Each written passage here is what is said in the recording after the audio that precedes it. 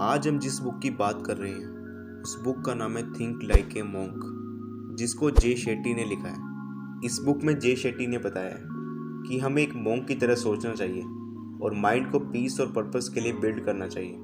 दुनिया के सबसे खुश इंसान मॉन्क होते हैं। उन्हें अपनी एंग्जाइटी, फियर, नेगेटिविटी इन सब चीज़ों को कंट्रोल करना आता है, साथ में अपनी असली ईगो को समझते भी हैं। मॉन्क लोग किसी से कंपेयरिंग, कंप्लेनिंग और क्रिटिसाइजिंग के बिना सबसे काम, हैप्पीनेस और लॉन्ग लाइफ जीते हैं। इस बुक के 3 पार्ट्स, हम एक एक करके सभी पार्ट्स को समझेंगे। Part 1, let go.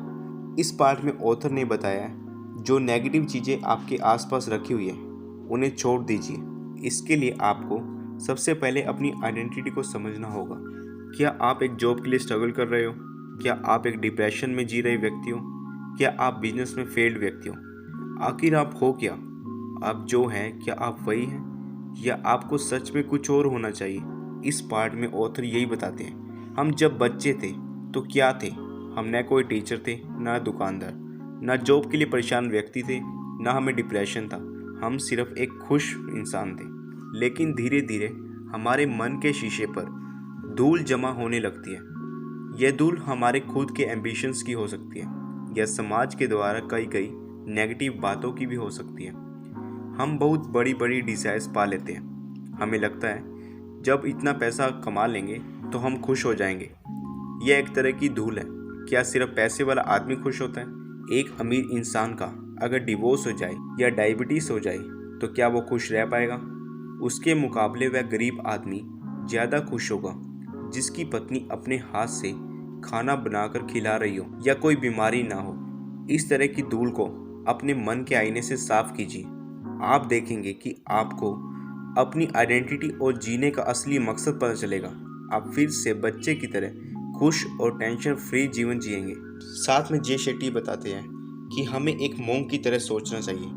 उसकी लाइफ कैसी है, किस तरह से मॉन्क नॉर्मल लोगों से अलग होते हैं। मॉन्क लोग अपनी वैल्यूज़ को समझते हैं और जिस तरह की वैल्यू हमारे माइंड में होती है हमारे एक्शंस उसी तरह का होता है। मॉन्क लोगों का सिंपल खाना, मैट या ज़मीन पर सोना, सिर्फ चैंट्स या बेल्स को सुनना, कोई मूवी या टीवी शोज़ को ना देखना, ये सब चीज़ें उन्हें एक हाई वैल्यू पर्सन बनाती हैं। ऑथर बताते हैं हमारे आसपास की सराउंडिंग, हमारे टीवी शोज़, किस तरह का म्यूज़िक सुनना, किस तरह के लोगों से बातचीत करना, ये सब चीज़ें आपको ऑब्जर्व और इवेल्युएट करनी हो, क्या वो आपके लिए अच्छी है या बुरी।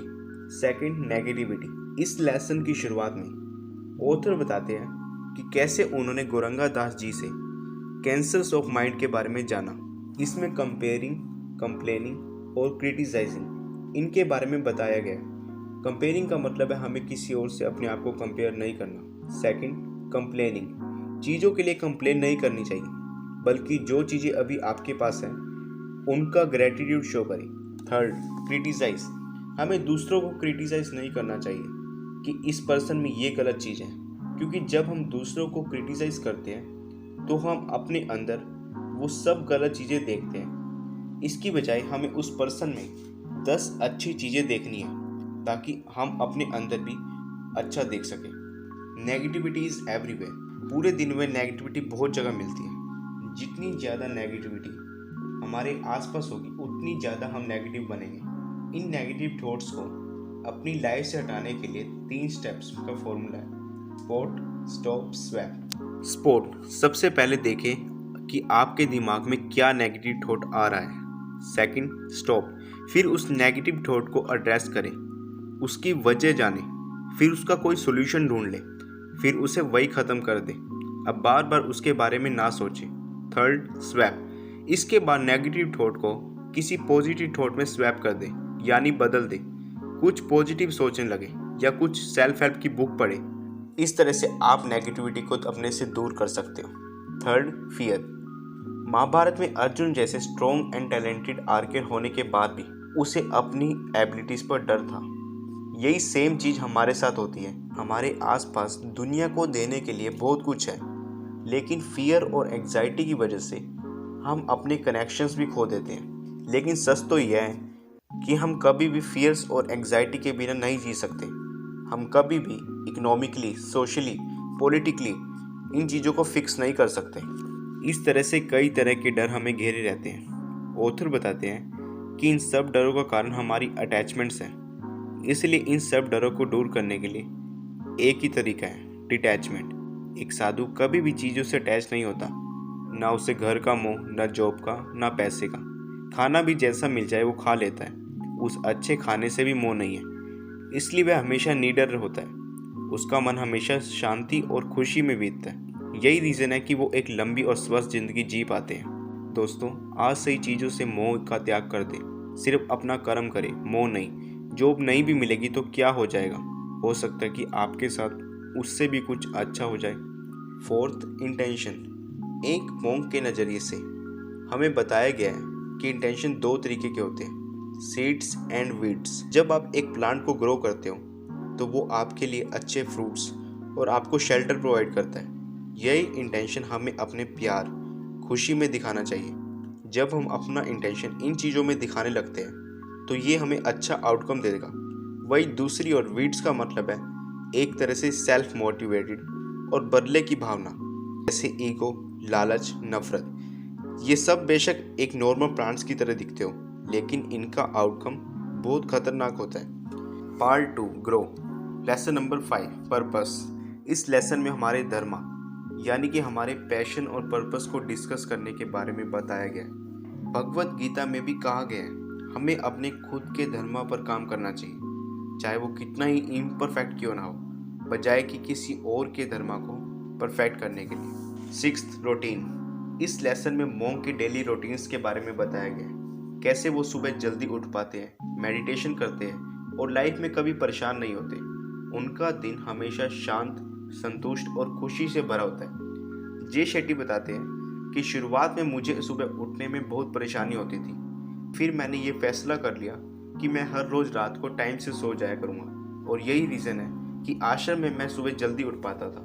साथ में जे शेट्टी ये भी बताते हैं कि नॉर्मल लोगों का रूटीन इसलिए ख़राब होता है क्योंकि वो अपनी सुबह एक अच्छे इंटेंशन से शुरू नहीं करते। सुबह उठते ही बहुत से लोग पहले अपने सोशल मीडिया को चेक करते हैं कि किसने लाइक किया, किसने हमारी स्टोरी देखी। ये सब चीज़ें आपका पूरा दिन खराब कर देती है।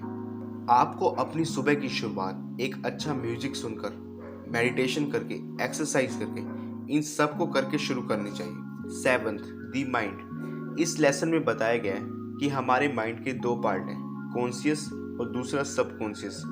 हमें इन दोनों को रीफ्रेम करना जरूरी है, क्योंकि जिस तरह की थॉट्स, फीलिंग्स, एनर्जी हम इसमें डालेंगे उसी तरह से हमें फीडबैक मिलेगी। साथ में मंकी माइंड और मोंक माइंड के बारे में बताया गया। मंकी माइंड हमेशा चीज़ों को टालता है, जबकि मोंक माइंड हमेशा चीज़ों को अच्छे तरीके से पूरा करता है। मंकी माइंड वो माइंड होता है जो किसी भी जगह पर स्थिर नहीं होता, कभी एक जगह तो कभी दूसरी जगह झूमता रहता है कि आगे क्या होगा, रात में डिनर में क्या मिलेगा। वही दूसरी ओर मोंक माइंड इन चीज़ों पर ध्यान नहीं देता, वो सिर्फ अपने आप में ध्यान लगाता है। वह बेफजूल की टेंशन, डर और नेगेटिव चीज़ों को अपनी लाइफ में आने ही नहीं देता। Eighth, ego. हम कुछ सीखते हैं तो हमें पता होता है कि हमें क्या नहीं पता, और उस समय हम काफ़ी हम्बल होते हैं। लेकिन ये तब मुश्किल हो जाता है जब हमें सब कुछ पता होता है। तब यह फॉल्स सेल्फ कॉन्फिडेंस होता है जो हमारे अंदर ईगो को पैदा करता है। ईगो भी दो तरह की होती है, एक रियल ईगो जो बहुत ज़रूरी है हमारी अवेयरनेस को रियलिटी में काम करने के लिए, हमारी सेल्फ अवेयरनेस को इंक्रीज करने के लिए। वही दूसरी ओर फॉल्स ईगो ऐसा दिखाती है कि हमें सब कुछ पता है, हमारे ऊपर कोई और नहीं है। हम फॉल्स ईगो पर इस तरह विश्वास करते हैं जैसे हमने स्टील का कवच पहना हो, जबकि वो असल में कागज का कवच होता है। फॉल्स ईगो की वजह से हम बहुत नीचे गिर जाते हैं। लेकिन अपनी ज़िंदगी में आगे बढ़ने के लिए रियल और फॉल्स ईगो को समझें, पोलाइटनेस को अपनाएं। ऑथर ने अपनी सोच को मोंक की तरह सोचने के लिए राधा स्वामी के बारे में बताया। जब वो लंदन के मंदिर में सेल्फ रियलाइजेशन के गुणों के बारे में बता रहे थे, उन्होंने हमें नमक की तरह बनने को कहा। हम सिर्फ तभी नमक को देखते हैं खाने में नमक कम या ज़्यादा हो। कभी कोई ऐसे नहीं कहता कि आज नमक की मात्रा बिल्कुल ठीक है। जब नमक बिल्कुल सही होता है तो वो अनजान हो जाता है। जब कुछ गलत होता है तो वो खुद गलती मान लेता है, और जब सब कुछ ठीक होता है तो वो कभी क्रेडिट नहीं लेता। Part 3 give. 9th gratitude. Gratitude को mental health, self awareness, relationship और सेंस ऑफ फुलफिलमेंट के साथ जोड़ा गया। जब आप किसी भी चीज़ को लेकर धन्यवाद करते हो तो वो चीज़ आपकी ओर और ज़्यादा आती है। जे शेट्टी बताते हैं कि जब हम मॉन्क्स सुबह मैट से उठते हैं तो हम उठने के बाद धरती को रिस्पेक्ट देते हैं। इसी तरह जब हम ग्राउंड पे वॉक कर रहे होते हैं तो हम ग्राउंड को भी रिस्पेक्ट देते हैं। जो हवा हमारे सांस लेने में मदद करती है, और उन सभी चीज़ों का भी हम धन्यवाद करते हैं। 10th relationship. आश्रम में पहले वर्ष में बहुत अपसेट हो गया था। कारण ये था कि मैं बहुत ज़्यादा लोगों को प्यार देता था, लेकिन वो वापस मुझे उसी तरह सेम वे में नहीं देते थे। इस पर मेरे मोंग टीचर ने मुझे कहा कि तुम वापस एक्सपेक्ट क्यों करते हो। इसे ध्यान से सुनो। जब कभी आप प्यार, नफरत, खुशी, काइंडनेस दूसरों को देते हो, ये आपके पास वापस जरूर आता है, लेकिन हमारे साथ एक्सपेक्टेशन को लेकर प्रॉब्लम हो जाती है। हमें ये समझना चाहिए, जरूरी नहीं जिस पर्सन को हम प्यार, खुशी, काइंडनेस दें वही पर्सन हमें वापस देगा। हमें कोई और पर्सन भी वो सेम चीज़ें दे सकता है। आपकी लाइफ में पर्सन्स एक सीजन, रीज़न या लाइफ टाइम के लिए आते हैं, इसलिए किसी के भी अटैचमेंट और डिटैचमेंट से नाराज या हर्ट ना होए। 11th service.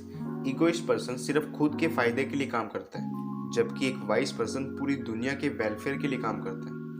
गोरंगा ताची जे शेट्टी को कहते हैं, वो पेड़ लगाओ जिनकी छाओं में बैठने का कोई इरादा ना हो। इसका मतलब है अपनी जिंदगी को सेवा में लगाना। यही लाइफ का हाईएस्ट पर्पस है। मोंक किसी भी जगह को ज़्यादा साफ छोड़ते हैं जितना उनके आने से पहले थी। जिस किसी से भी वो मिलते हैं उन्हें वो ज़्यादा खुश करते हैं जितना कि वो पहले थे। नेचर हमेशा बिना किसी लालच या एक्सपेक्टेशन के दूसरों को सर्व करते हैं। पेड़ हमें फल देते हैं, हवा हमें अच्छी सांस लेने में मदद करते हैं, सूरज हमें रोशनी देता है, पानी हमारी प्यास बुझाता है। इस तरह हमें भी अपनी लाइफ को सर्विंग नेचर वाला बनाना होगा, और मोंक भी यही कहते हैं कि हमेशा सर्व करते रहना चाहिए। कंक्लूजन। इस बुक से हमने मोंक माइंडसेट को बिल्ड करने के 3 स्टेजेस समझे। First, let go. उन सभी नेगेटिविटी, फियर, डर, एंग्जाइटी को अपनी लाइफ से लेट गो कर दो जो आगे बढ़ने से आपको रोकती है। Second, grow. हमें अपने माइंडसेट को समझना चाहिए कि कैसे हम अपने मंकी माइंड से मोंक माइंड को डेवलप कर सकते हैं। साथ में अपनी लाइफ का रूटीन और पर्पस भी जानना जरूरी है कि कैसे हम बेहतर हो सकते हैं। Third, give. कैसे हम ग्रेटिट्यूड शो करके वो चीज़ें भी प्राप्त कर सकते हैं जो अभी हमारे पास नहीं है। साथ में रिलेशनशिप के बारे में भी बताया कि कैसे हमें अटैचमेंट और डिटैचमेंट से नाराज या हर्ट नहीं होना। साथ में हमें सर्विस के बारे में बताया गया कि हमें सोसाइटी के वेलफेयर के लिए हमेशा काम करते रहना चाहिए।